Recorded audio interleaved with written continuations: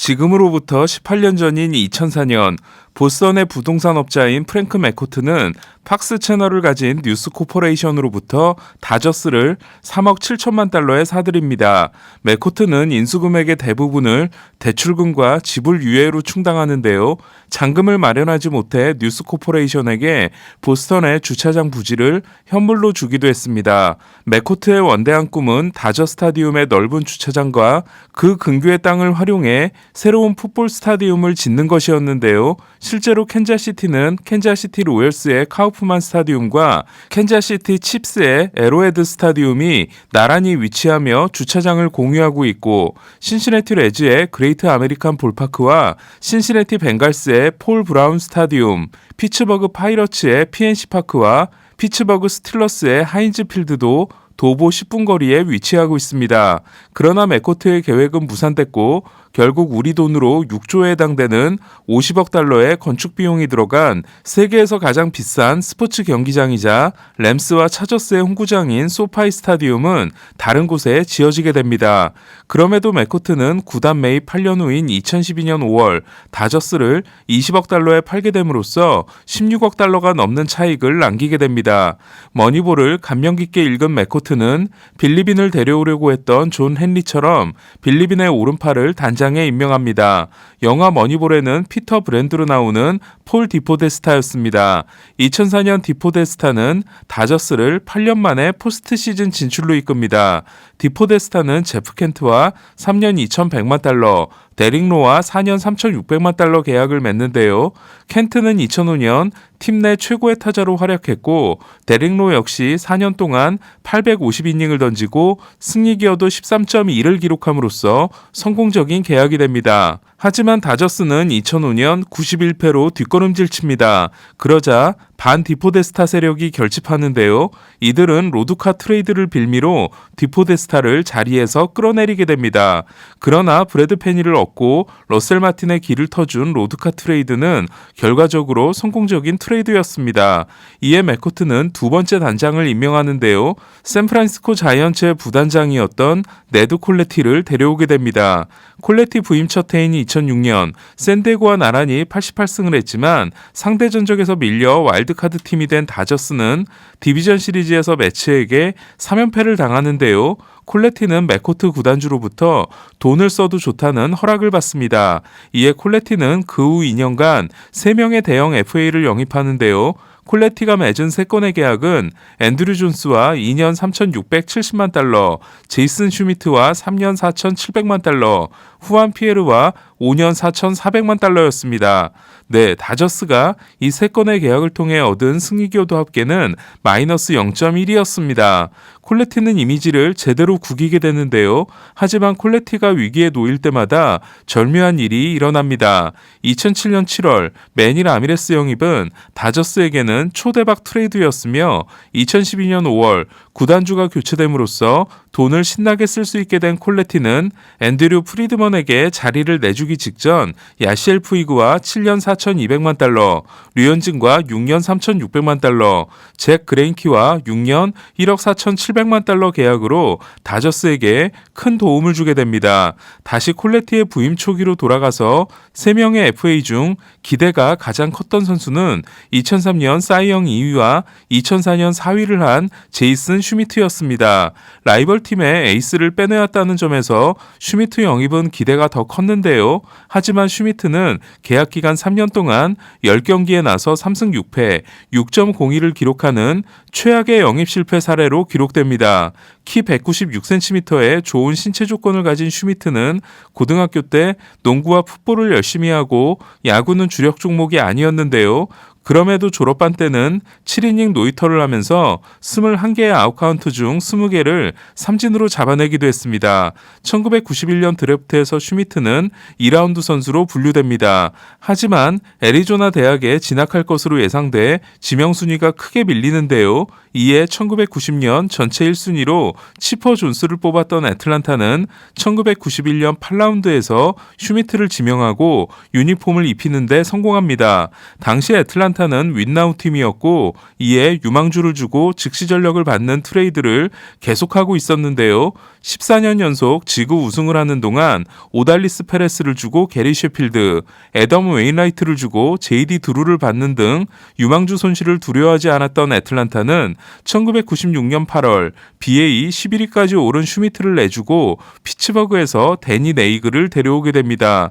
참고로 1996년 베이스볼 아메리카 랭킹은 1위가 앤드류 존스, 6위가 데릭 지터, 7위가 카린 가르시아, 9위가 블라디미르 게레로, 11위가 제이슨 슈미트였습니다. 이는 애틀란타에게 성공적인 트레이드였는데요. 1997년 네이글은 페드로 마르티네스와 그렉 매덕스에 이어 내셔널리그 사이영 투표 3위에 오르게 됩니다. 그해 애틀란타는 스몰츠가 256이닝, 글래빈이 240이닝, 네이글이 233과 3분의 1이닝, 매덕스가 232와 3분의 2이닝으로 선발 4명이 962이닝을 소화하는 미친 활약을 하게 되죠. 슈미트를 얻은 피츠버그의 임무는 진득하게 기다려주는 거였습니다. 하지만 슈미트는 좀처럼 터지지 않는데요. 이에 인내심이 바닥난 피츠버그는 2001년 7월 슈미트를 샌프란시스코로 보냅니다. 그리고 놀라운 일이 일어납니다.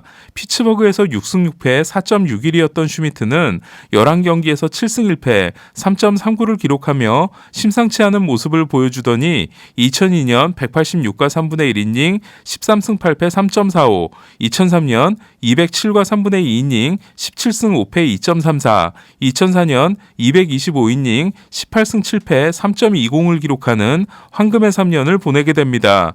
2003년은 가니에에 이은 사이영 2위였고 2004년은 클레멘스, 존슨, 오스왈트에 이은 사이영 4위였는데요. 비결은 고질적인 어깨 부상을 털어냄으로써 빨라진 구속이었습니다. 슈미트가 95마일을 던질 수 있게 되자 투심 그립을 잡고 던지는 고속 체인지업이 엄청난 위력을 발휘하게 됐는데요. 슈미트의 급작스러운 변신에 놀란 사람들은 의혹의 눈초리를 보내게 됩니다. 2005년 슈미트는 12승 7패 4.40에 그칩니다. 이에 갑자기 일어난 구속 상승은 스테로이드를 사용한 덕분이고 2005년의 부진은 약을 끊었기 때문이라며 동료들이 수군거리는 걸 듣고 슈미트는 엄청난 충격을 받게 됩니다. 스테로이드의 부작용 중 하나는 얼굴 면적이 커지는 거라고 하는데요. 베리 본즈가 바로 그랬습니다. 하지만 슈미트는 국내에서 호빵맨이라는 별명을 가지게 된 본인의 얼굴에 대해 난 원래부터 이런 얼굴이었으며 몸무게에도 아무런 변화가 없다. 내 벗은 몸을 보게 되면 스테로이드형 몸매가 아님을 알게 될 거라며 강하게 항변하게 됩니다. 그리고 재기를 다짐하는데요. 2006년 231과 3분의 1이닝을 소화하고 11승 9패 3.59를 기록함으로써 올스타급 투수로 돌아오게 됩니다. 특히 슈미트는 최이섭 킬러로 유명했는데요. 최이섭은 브랜든 웹을 상대로 11타수 5안타, 타율 4할 5푼 5리였던 반면 슈미트를 상대로는 13타수 무안타 8삼진이었고 플래툰에 적용되는 타자이면서 우한 슈미트에게 꼼짝도 못하는 부분은 라이벌전에서 큰 감점이 됐습니다. 최이섭은 슈미트에 대해 공을 맞히는 것조차 정말 어렵고 잘 쳤다는 생각이 들면 파울이 된다고 했습니다. 2006년을 마친 슈미트는 FA 시장에 나왔고 샌프란시스코는 참전을 포기합니다. 세인트루이스가 3년 3,500만 달러, 컵스가 3년 4,500만 달러를 제시하는데요. 하지만 슈미트를 잡은 팀은 3년 4,700만 달러를 제시한 다저스였습니다. 네드 콜레티 단장의 문제는 샌프란시스코가 슈미트에게 아무런 재계약 제안을 하지 않은 이유를 진지하게 생각하지 않았다는 건데요.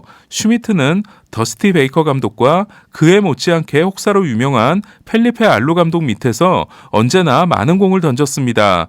2004년 슈미트는 5월 19일과 6월 21일 경기에서 9이닝 13K 1피안타 1볼넷 무실점과 9이닝 9K 1피안타 2볼넷 무실점 2번의 1피안타 완봉승을 달성하게 됩니다. 그런데 그 두 경기에서 던진 투구수는 144개와 133개였습니다. 129경기가 흔한 일이었던 슈미트는 혹사 포인트에서 2002년 전체 1위, 2004년 2위를 하기도 했는데요. 2006년 샌프란시스코 펠리페 알로 감독과 워싱턴 프랭크 로빈슨 감독은 각각 슈미트와 리반 에르난데스를 내세워 혹사 경쟁을 하기도 했습니다.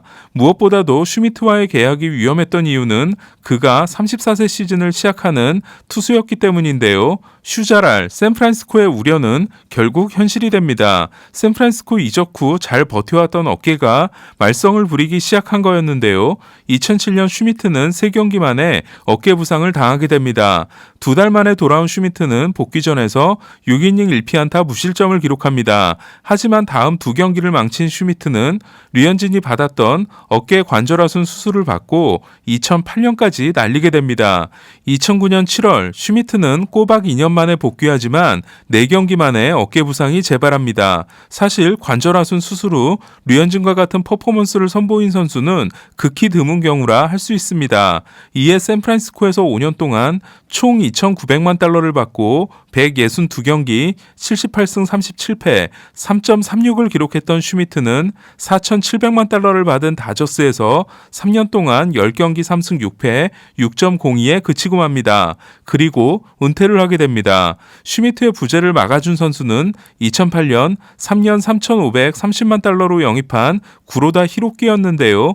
여기에 커쇼가 2009년부터 힘을 보태기 시작합니다. 슈미트를 잡지 않은 샌프란시스코는 맥케인이 그 역할을 대신했고 2008년 팀 린스컴이 사이 영상과 함께 화려하게 등장함으로써 짝수의 기적에 깃틀이 다져지게 됩니다. 제프 켄트, 네드 콜레티, 제이슨 슈미트를 끝으로 다저스는 샌프란시스코의 자원들에 대해 더 이상 욕심을 내지 않고 있는데요. 오늘은 얼굴 면적만큼이나 강력한 공을 던졌지만 혹사에 쓰러진 투수 호빵맨 제이슨 슈미트 이야기였습니다.